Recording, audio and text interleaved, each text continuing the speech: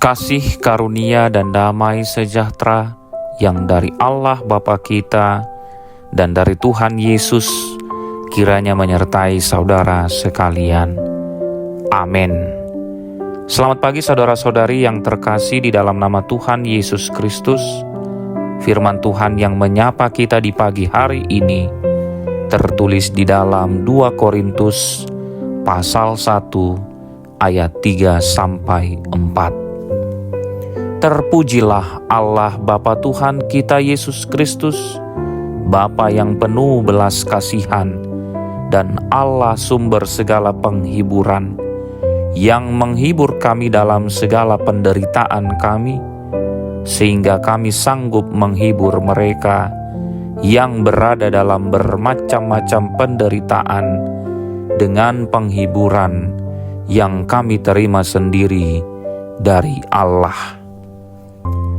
Saudara-saudari, Henry Nouwen, seorang imam dan penulis rohani yang sangat dihormati, pernah memperkenalkan konsep The Wounded Healer atau penyembuh yang terluka.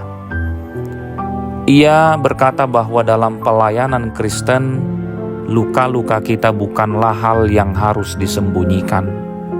Sebaliknya, luka-luka itulah yang sering kali menjadi sumber kekuatan terbesar kita untuk melayani orang lain.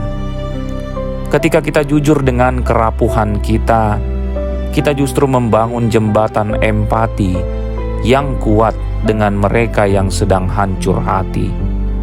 Saudaraku, Rasul Paulus menulis surat ini bukan dari menara gading yang nyaman, melainkan dari tengah badai pelayanan yang penuh air mata dan penderitaan.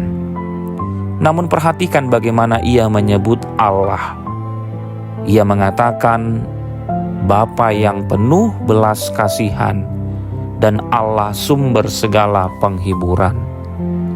Kata Yunani untuk penghiburan di sini adalah paraklesis, yang artinya lebih dari sekadar kata-kata manis penenang hati.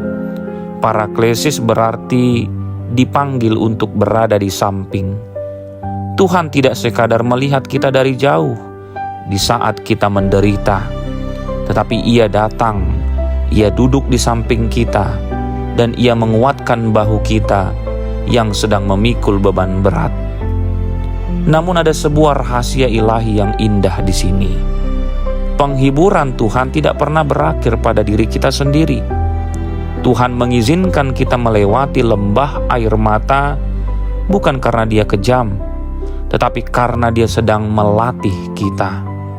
Saat Anda sembuh dari rasa sakit karena kehilangan, kegagalan, atau pengkhianatan, Anda sedang diperlengkapi dengan sertifikat empati yang tidak dimiliki oleh orang lain. Dunia ini penuh dengan orang-orang yang kesepian dan terluka. Mereka tidak butuh sekadar nasihat yang dingin. Mereka butuh seseorang yang bisa berkata, "Saya mengerti rasanya, karena saya pernah berada di sana, dan Tuhan menolong saya." Karena itu saudara-saudari, jangan sia-siakan penderitaanmu. Izinkan Tuhan membalut lukamu, lalu gunakanlah bekas luka itu sebagai kesaksian. Jadilah saluran air hidup ketika gelas kehidupanmu diisi penuh oleh penghiburan Allah. Biarkan itu meluber dan membasahi kehidupan orang lain yang tengah di dalam kekeringan. Amin. Kita berdoa. Ya Bapa yang penuh kasih, terima kasih karena Engkau tidak pernah membiarkan kami berjalan sendirian di dalam lembah kekelaman. Terima kasih untuk setiap penghiburan yang Engkau berikan saat kami hancur. Ajar kami ya Tuhan, untuk tidak hanya menikmati kenyamanan bagi diri sendiri, tetapi mampukan kami untuk peka melihat sesama kami yang tengah di dalam luka. Pakailah hidup kami, bahkan bekas-bekas luka kami, untuk menjadi saluran kasih dan kekuatan-Mu bagi mereka. Di dalam nama Tuhan Yesus Kristus, Sang Penghibur sejati, kami berdoa. Amin.